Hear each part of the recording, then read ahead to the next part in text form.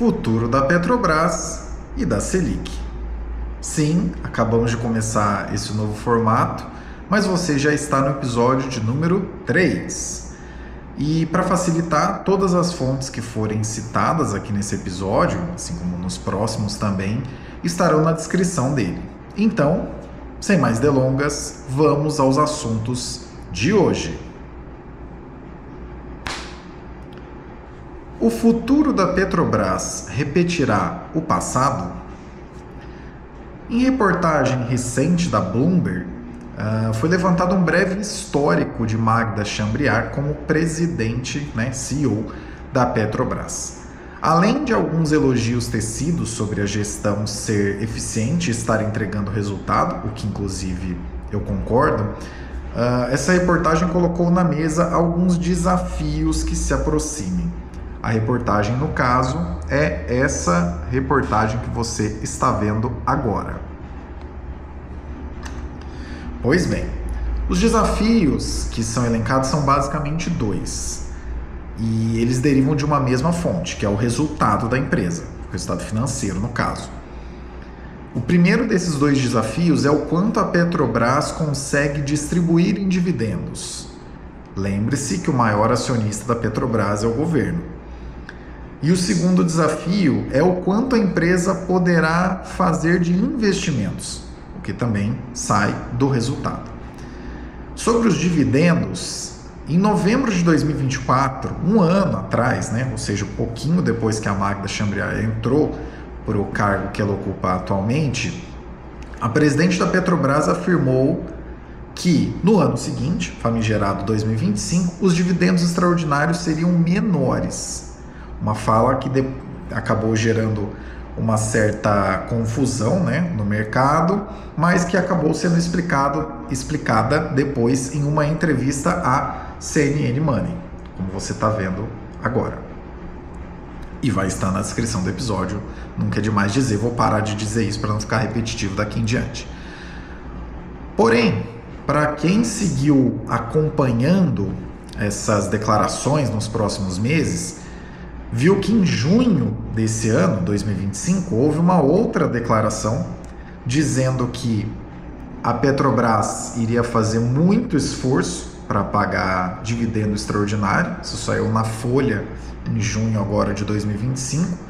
E mais recentemente, no mês de agosto, nós tivemos o diretor financeiro e de relacionamento com investidores, Fernando Melgarejo, voltando a esse assunto, pontuando mais uma vez, dizendo que a Petrobras tem, segundo ele, baixa possibilidade de distribuir dividendos extraordinários em 2025. Isso saiu no Valor Econômico.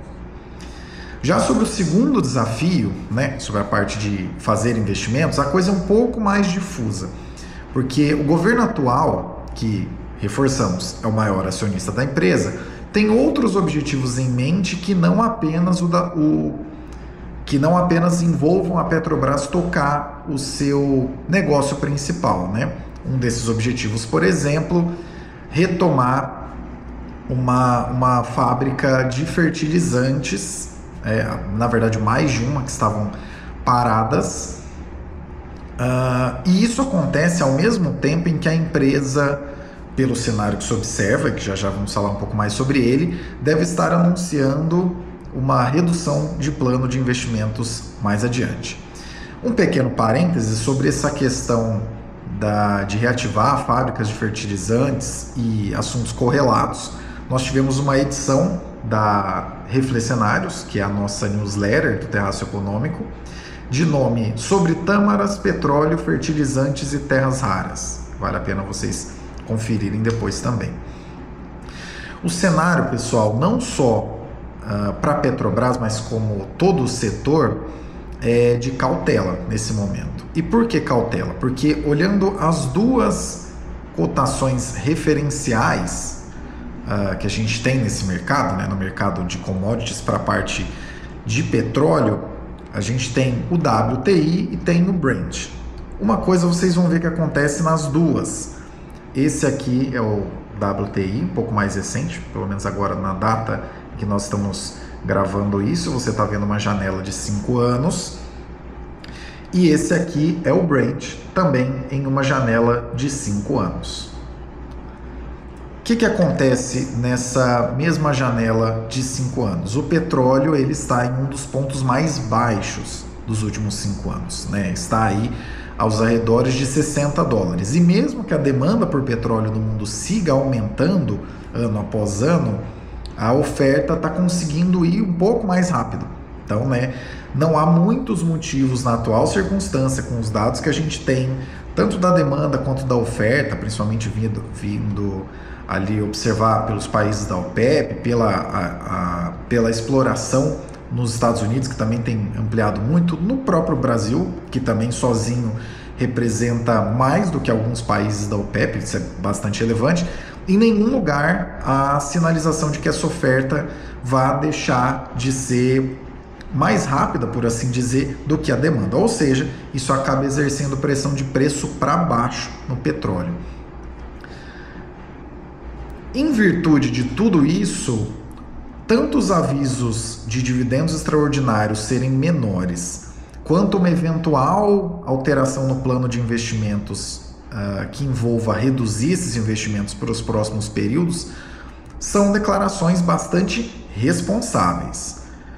De uma maneira bastante simplificada, se você preferir, é mais ou menos aquela situação de um antigo dirigente do Flamengo quando ele diz que não tem dinheiro. Não tem dinheiro para fazer todas essas coisas ao mesmo tempo, né? Distribuir dividendos extraordinários e fazer grandes investimentos e tudo mais. Não tem dinheiro para satisfazer todas essas vontades.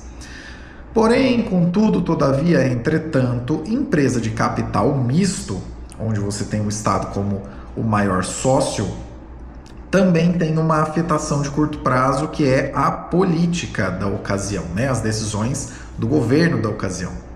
E se a política da ocasião pressionar, as coisas podem sim ser diferentes, mesmo que isso signifique perda de eficiência financeira. Ou, sem entrelinhas, o governo pode sim vir a pressionar por mais dividendos e mais investimentos ao mesmo tempo, e isso pode sim fazer com que a empresa fique menos eficiente em termos financeiros para os próximos períodos. E aqui vale reforçar, menos eficiente em termos financeiros, porque em termos técnicos e termos operacionais, a Petrobras é uma das empresas é uma das maiores especialistas no planeta, principalmente quando a gente olha para a exploração em águas profundas. Essa reportagem da Bloomberg, se você reparou, ela chama o cargo da Magda Chambriard atualmente de cadeira elétrica, porque assim como todo mundo fica sorrindo de orelha a orelha e falando que a Petrobras é o grande patrimônio do povo e tudo mais, quando não tem grandes oscilações de gasolina e diesel e investimentos podem ser anunciados, e além de tudo isso o resultado financeiro é positivo, tudo isso pode mudar quando um desses itens, ou todos eles ao mesmo tempo, mudam. E com esse preço do petróleo, com essa faixa, com esse cenário que eu acabei de contar para vocês, de que existe uma pressão mais para que o preço ande de lado ou caia do que necessariamente suba, né, e fique ali na casa dos 60 a 70 dólares por barril, levando em consideração esse cenário, esses três fatores, né, ter resultado financeiro, não distribuir dividendos do modo como o governo gostaria e não realizar investimentos do modo como o governo gostaria, essas três coisas podem acontecer ao mesmo tempo. Será que Lula repetirá Bolsonaro e terá de elencar uma terceira pessoa para presidir a Petrobras dentro do mesmo mandato? Opinião. O compliance da Petrobras, pessoal, é muito, mas muito diferente da Lava Jato para cá. Então, imaginar que pressões diretas de governos, de políticos ou alguma coisa do tipo mudam as coisas num piscar de olhos é uma ilusão, porque a coisa não é tão simples assim. Existem diversos pontos internos a serem considerados antes de mudar alguma coisa mais radicalmente. Em todo caso, pressões como essas, em declarações feitas por políticos, quaisquer que sejam, o presidente da República e tudo mais, acabam exercendo efeito de preço no curto prazo, isso acaba mexendo com o mercado, com as ações e tudo mais. Mas o mais importante que você deve ficar de olho não são essas pressões de curto prazo, mas sim o que vem de resultado estrutural desse tipo de coisa. Vamos voltar alguns anos atrás para um ocorrido ainda no governo Temer, quando a gente teve a greve dos caminhoneiros em 2018. O grande mote era: o diesel está reajustando muito rápido, diariamente e tudo mais, e isso prejudica a atividade. O que aconteceu naquela época? A gente teve o Pedro Parente, que era o presidente da Petrobras na época, saindo, e a nova política de preços envolvia não reajustar os preços de maneira tão instantânea, né? Trazendo mais para o tempo presente, quando entrou o Jean Paul Prats, ele entrou já com aquela questão de política de abrasileiramento de preços, né? E a Petrobras vai olhar para as coisas de um jeito um pouco diferente, e depois, por diversos desentendimentos ali que aconteceram, ele acabou sendo substituído pela Magda Chambriard. Entrando a Magda Chambriard, o que mudou na política de preços da empresa? Nada. Então, o business é praticamente o mesmo. A dica de ouro que eu dou para vocês nesse exato momento é a seguinte: fique de olho no que muda de estrutural quando mudanças do tipo acontecem. Mudou a presidência, o que mudou de estrutural?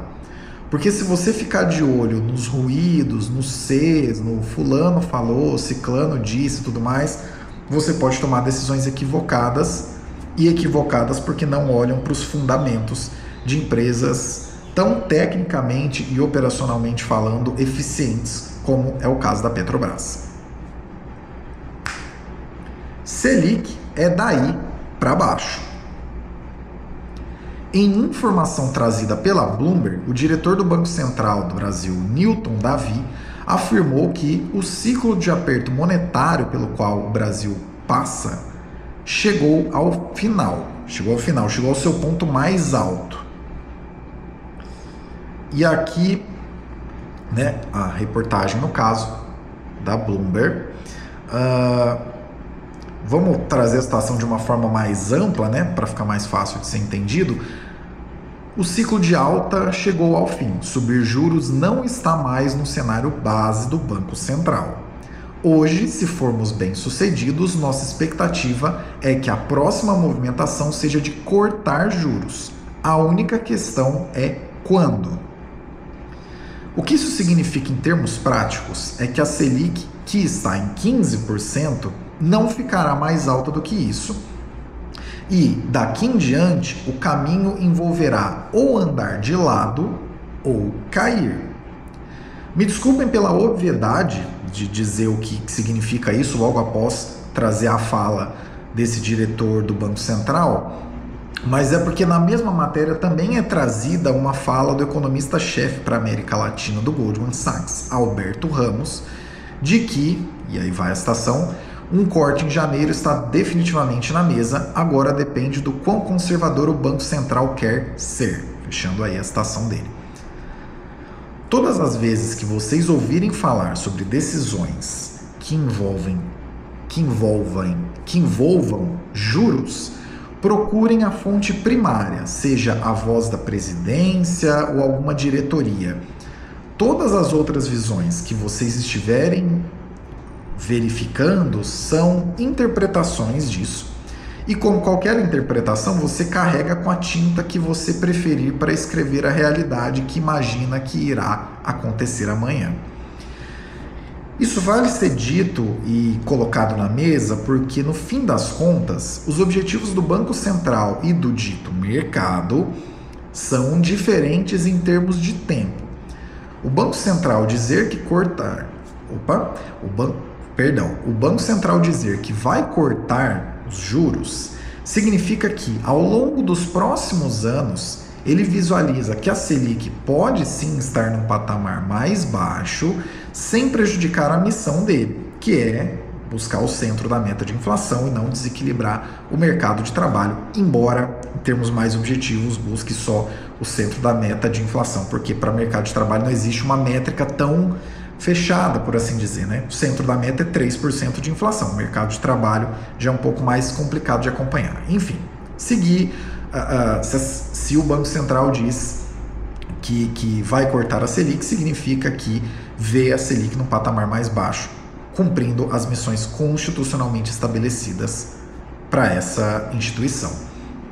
E para o mercado, que está sempre de olho no próximo resultado trimestral, isso pode significar algo como: o Banco Central vai cortar juro adoidado, vai entrar dinheiro para caramba em outros lugares que não há dívida pública e vários investimentos vão ser movimentados de maneira bastante rápida.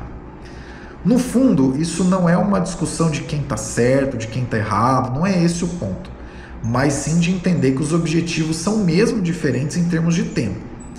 E é importante pontuar sobre isso, né, sobre esse curto-prazismo, porque esse curto-prazismo consegue emplacar manchetes toda semana, ou quase todo dia, e isso tende a ofuscar a tomada de decisão de quem realmente resolve as coisas para além de um simples resultado trimestral, que é o Banco Central, ou sem entrelinhas.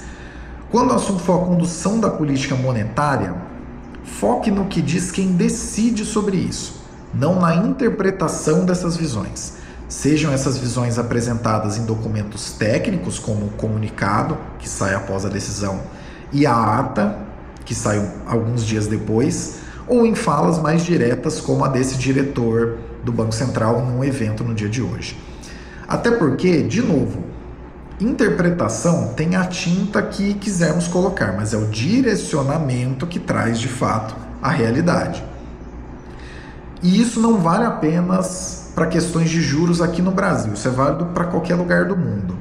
Existe até uma frase para o caso americano que é "Don't fight the Fed", né? Uma tradução livre, não brigue com o Fed, que é o Banco Central dos Estados Unidos. Em uma outra tradução literal que a gente pode colocar aqui para essa nossa conversa ficar mais bem estabelecida, se você quiser uma frase boa para grudar na mente, seria: não brigue com a realidade de quem decide sobre os juros. Opinião, nesse caso, válida para os dois assuntos. Tanto Magda Chambriard quanto Gabriel Galípolo estão se saindo melhor do que a encomenda. Ambos entraram em contextos de: o governo vai intervir no que eles fazem porque essa atuação traz bastante impacto, tanto para preços de combustíveis, investimentos, no caso da Petrobras, quanto para baixar os juros na canetada, no caso da Selic. E, até o presente momento, ambos estão entregando resultados financeiros e institucionais bastante interessantes. Ouso afirmar que o ano de 2026 será o grande teste para os dois ao mesmo tempo, pelo mesmo motivo, a política. Mas isso é o tempo que nos mostrará. Encerrando então o Curadoria de número 3. Se você gostou desse episódio ou tem sugestões, não deixe de passar para a gente o seu feedback, comentando aonde quer que você esteja vendo ou ouvindo esse episódio. Nós estamos lendo todas as dicas, agradecemos de coração, e estamos testando aos poucos para que mais adiante tenhamos esse formato novo em plena operação. E, pequeno spoiler de mais adiante, esse não será o único formato novo. Fica com a gente que você vai entender mais adiante o que é que eu quis dizer agora.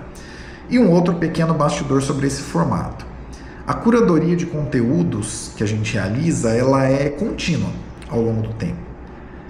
Sempre estamos com os radares ligados, né, no que eventualmente poderíamos traduzir ou conversar de maneira mais simplificada, sem tanto economês.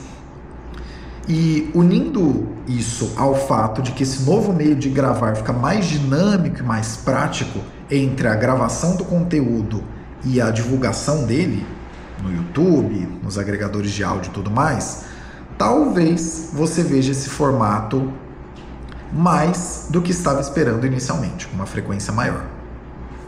Sem mais por hoje, Caio Augusto aqui em 25 de novembro de 2025.